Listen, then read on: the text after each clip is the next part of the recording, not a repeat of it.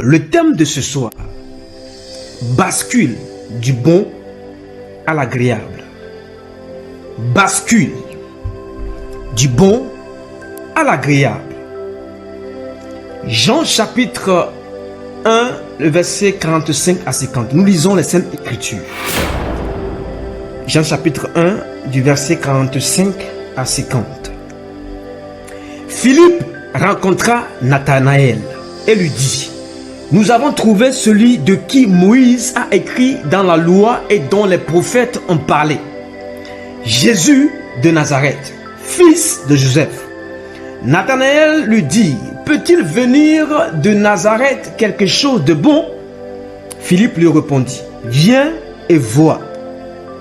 Jésus, voyant venir à lui Nathanaël, dit de lui: voici vraiment un Israélite dans lequel il n'y a point de fraude. D'où me connais-tu? Lui dit Nathanaël. Jésus lui répondit: avant que Philippe t'appelât, quand tu étais sous le figuier, je t'ai vu. Nathanaël répondit et lui dit: Rabbi, tu es le Fils de Dieu, tu es le roi d'Israël.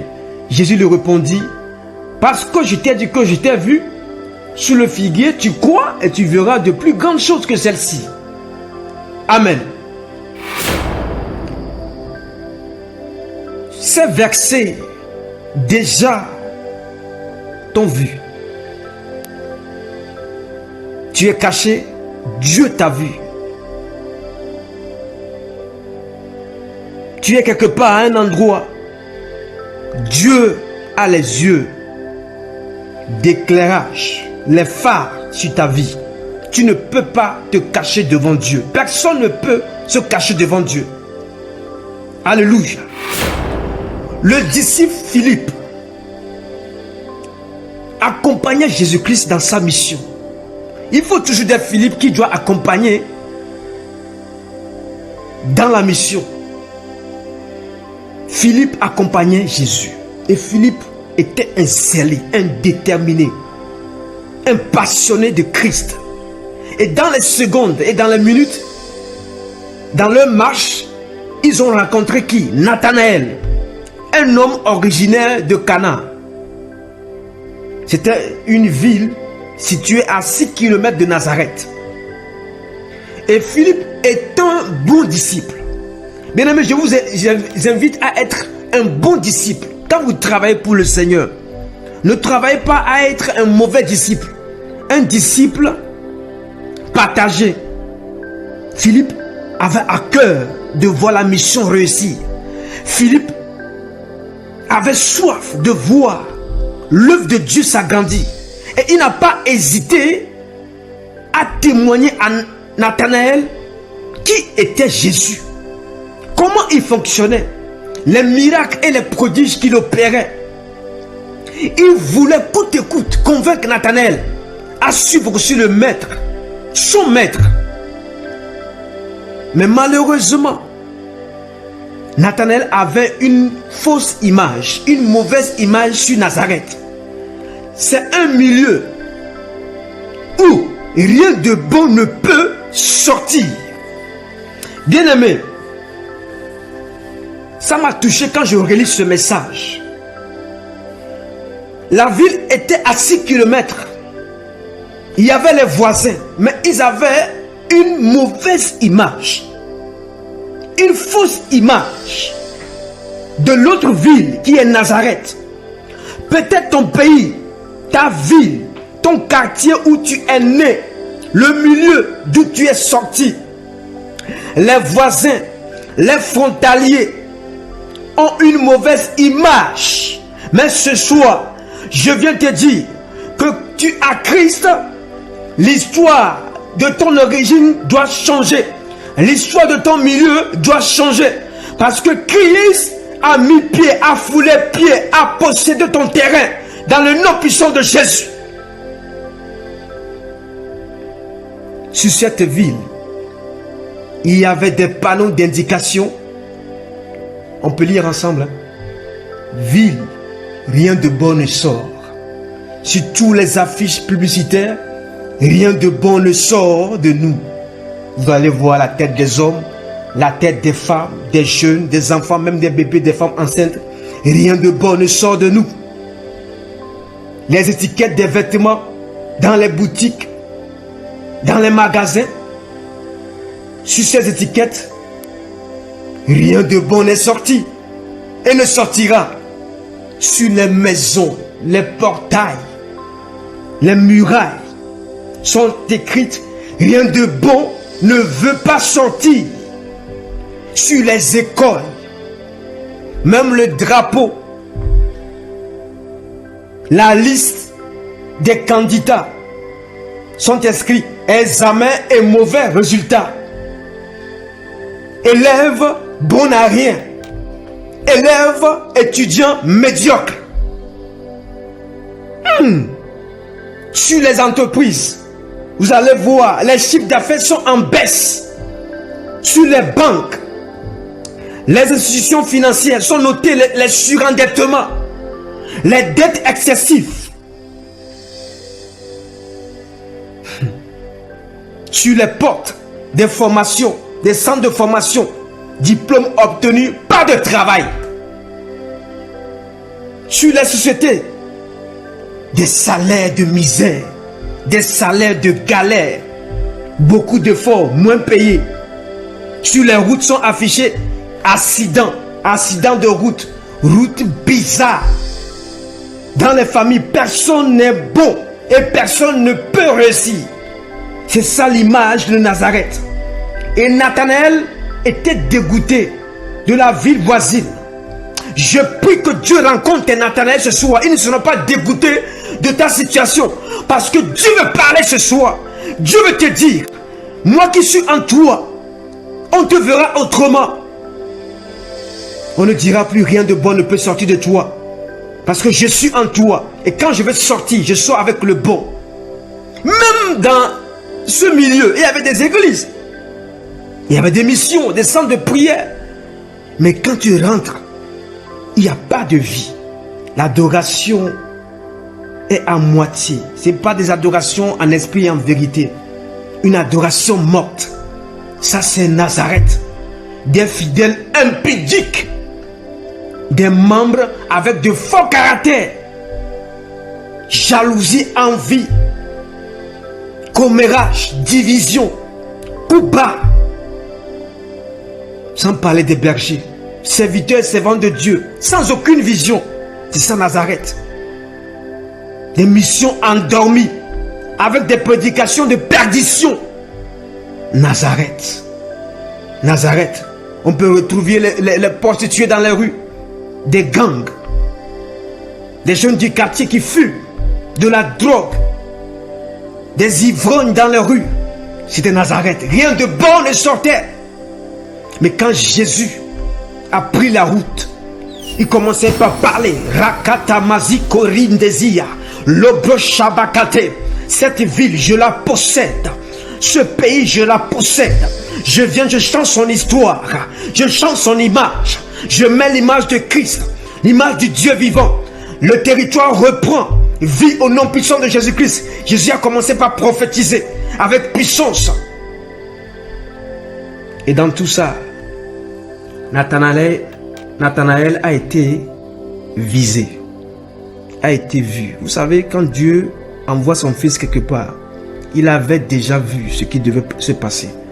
Je vous avais prêché sur le figuier. Il était sous un figuier. Lui aussi avait un souci. Le figuier, peut-être, il était sous le figuier ne porte jamais de fruits. Mais il est assis là-bas, il accuse les autres. Et Nathanaël voit toujours le mauvais dans l'autre. Les Nathanaël voient toujours le pire dans l'autre. Les Nathanaël condamnent. Ils accusent. Ils se valorisent. Ils sont hautains, orgueilleux. Nous, on n'est pas comme ça. Nous, on ne vit pas comme ça. Mais Jésus l'a défié. Il ne pensait pas que quelqu'un le voyait. Peut-être dans cette mission, dans nos prédications, quand on prie, on te dit, on te voit ici. On reçoit cela pour toi. Ça, c'est la phase prophétique. Vous savez, Jésus était évangéliste, il était prophète. Il était apôtre. Il était docteur. Il était enseignant, il était pasteur. Là, il était évangéliste et prophète. Il a prophétisé dans l'évangélisation. Parce que Philippe était évangéliste en ce temps. Et lui, il a appuyé avec la prophétie. Alléluia.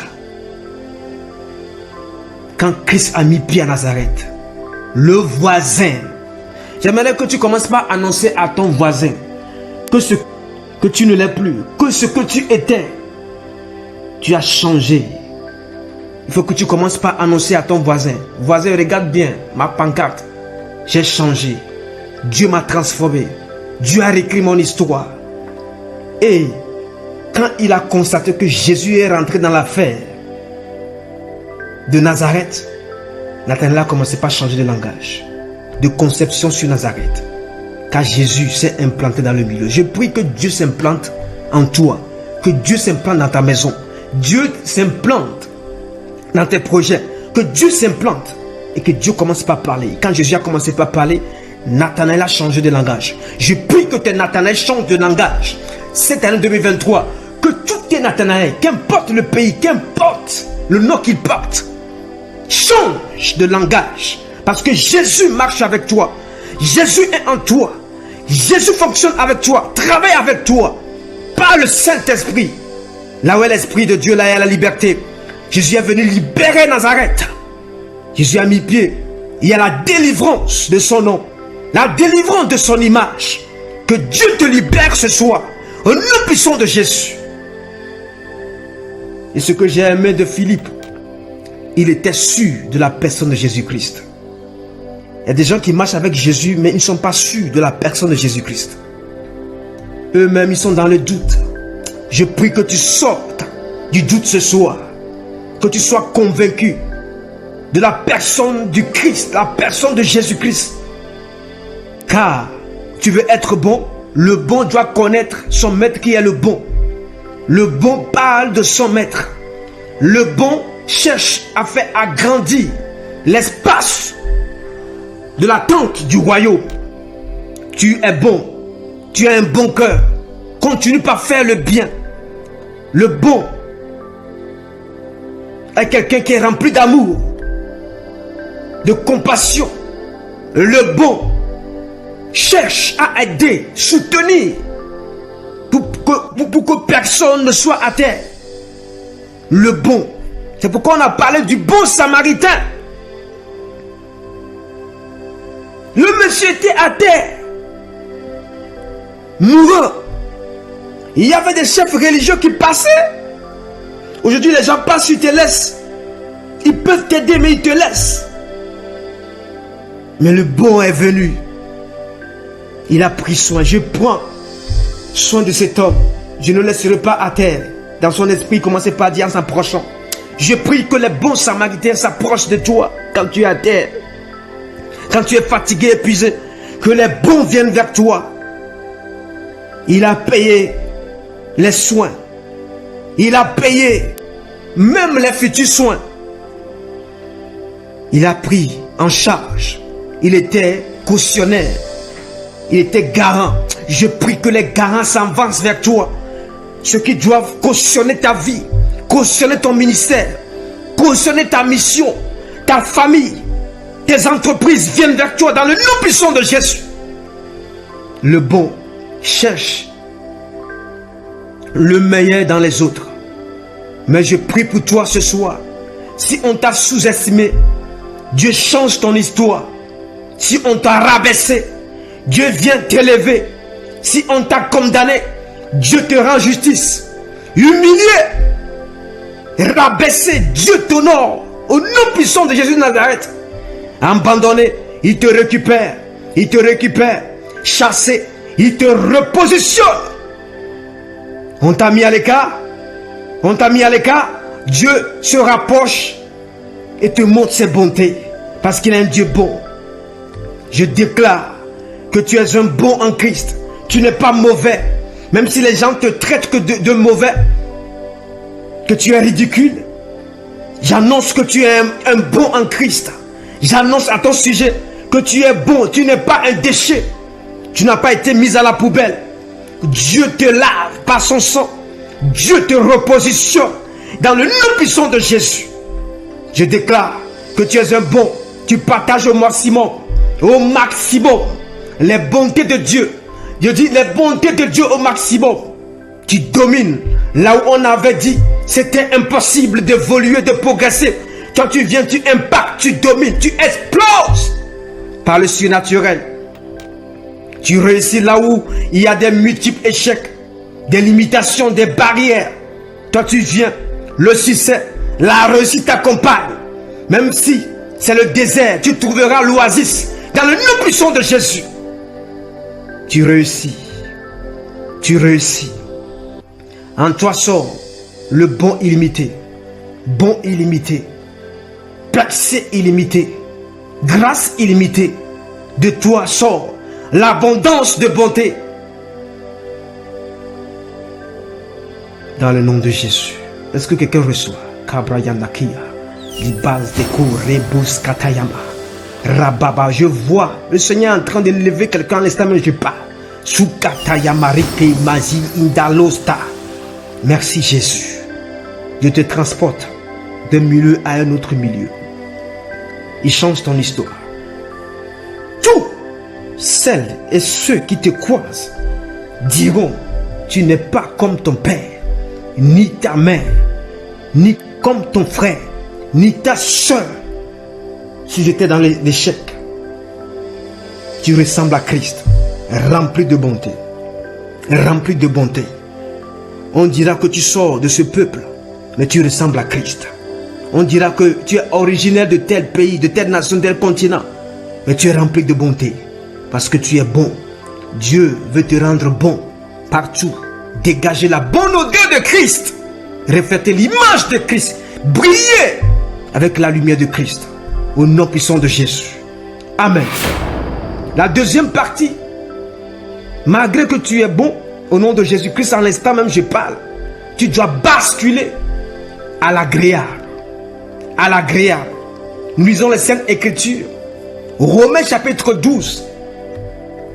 Le verset 2 nous dit, Romains chapitre 12, verset 2, ne vous conformez pas au siècle présent, mais soyez transformés par le renouvellement de l'intelligence, afin que vous discerniez quelle est la volonté de Dieu, ce qui est bon, agréable et parfait. Je répète, hein, ça doit rentrer. Écoute encore. Mato Brasi Karate Keta. Romains chapitre 12, verset 2. Ne vous conformez pas au siècle présent, mais soyez transformés par le renouvellement de l'intelligence, afin que vous discerniez quelle est la volonté de Dieu, ce qui est bon, agréable et parfait. 3 étapes. Bon, tu l'es déjà. Agréable, pas encore, mais tu le seras tout de suite dans le nom de Jésus. Mais parfait, tu ne seras jamais si ce n'est pas au ciel. Je répète. Bon, tu es déjà par la grâce de Dieu. Agréable, même si tu ne l'es pas, tu le seras dans le nom de Jésus-Christ. Et parfait, tu ne seras jamais sur terre. Mais au ciel, oui. Je m'explique. Je creuse. Dis à quelqu'un, je vais creuser. Ouais, la grue va creuser dans le nom de Jésus-Christ. Pour lui être agréable, ne tombe pas dans le piège du conformisme. Bien-aimé en Christ, le conformisme tue l'état de bon pour accéder à l'agréable. Le conformisme. Vous savez, vous êtes unique à votre genre. Vous êtes créé à l'image de Dieu. Mais personne ne portera la même corpulence. Vous pouvez vous ressembler, mais Dieu vous a créé unique. Nous lisons les Saintes Écritures. 1 Jean chapitre 2, verset 15. Il dit, n'aimez point le monde. 1 Jean chapitre 2, verset 15. N'aimez point le monde, ni les choses qui sont dans le monde. Si quelqu'un aime le monde, l'amour du Père n'est point en lui. Car tout ce qui est dans le monde, la convoitise de la chair, la convoitise des yeux et l'orgueil de la vie ne vient point du Père, mais vient du monde. Le conformisme. Bien-aimé, quand tu es à Christ, aime les choses de Christ. Aime les principes de Christ. Quand tu commences par aimer, parce que tu n'es pas de ce monde. Tu es du monde, mais tu n'es pas de ce monde. Vous devez vous considérer comme des esprits. Vous devez vous considérer comme des gens surnaturels. Tu es trop naturel. Tu veux vivre comme les gens de ton quartier, les gens de ta famille, de ta communauté. Je suis désolé, mais certains pays sont trop communautaristes. Quand tu vois là, leur tête, ils se ressemblent tous. Ils font les mêmes choses. Chaque année. Sors du communautarisme. Ressemble à Christ. Christ, vous allez voir, ni grec, ni juif, ni femme, ni homme. Il était particulier, quoi. Sois particulier pour Christ. Au nom de Jésus-Christ. Dieu nous avons un peu partout. Dès qu'on met pied quelque part, quelqu'un qui cherche la prophétie, il viendra à nous. La guérison, il viendra à nous. La percée, il viendra à nous. Parce que Dieu nous a mandatés. N'aime pas le monde, les choses de ce monde.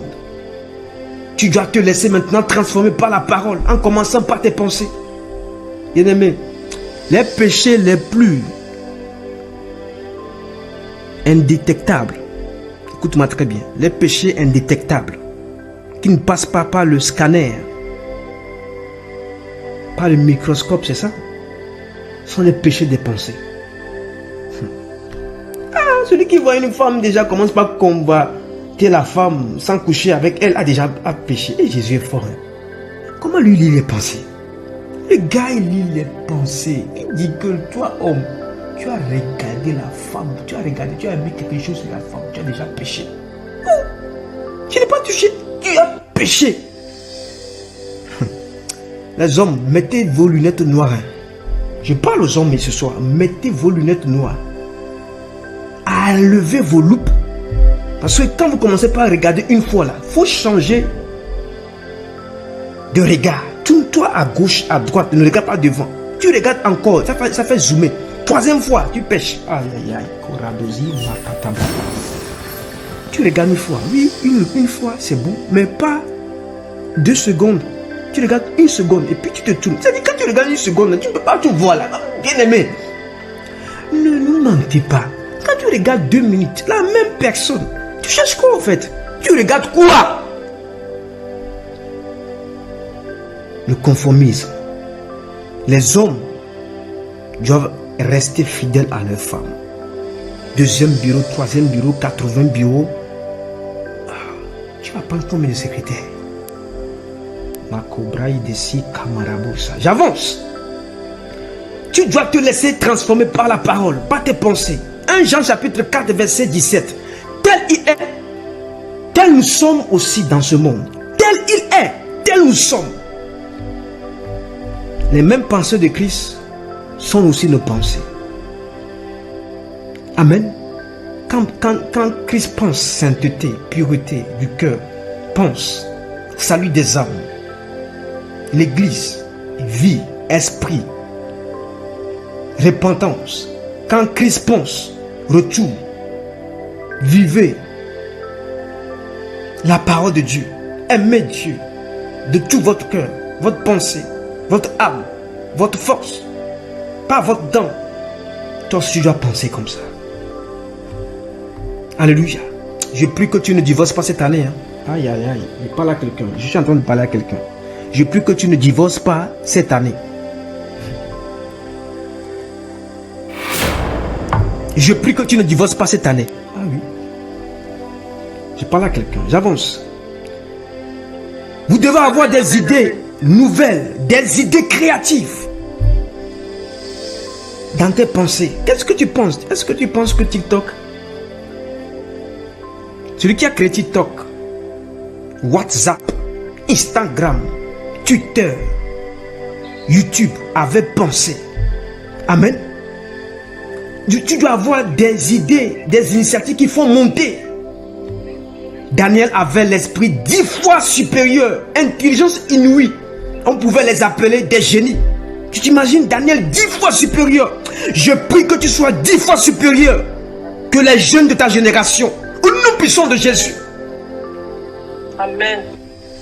Veux-tu être agréable? Tu dois avoir le discernement des esprits.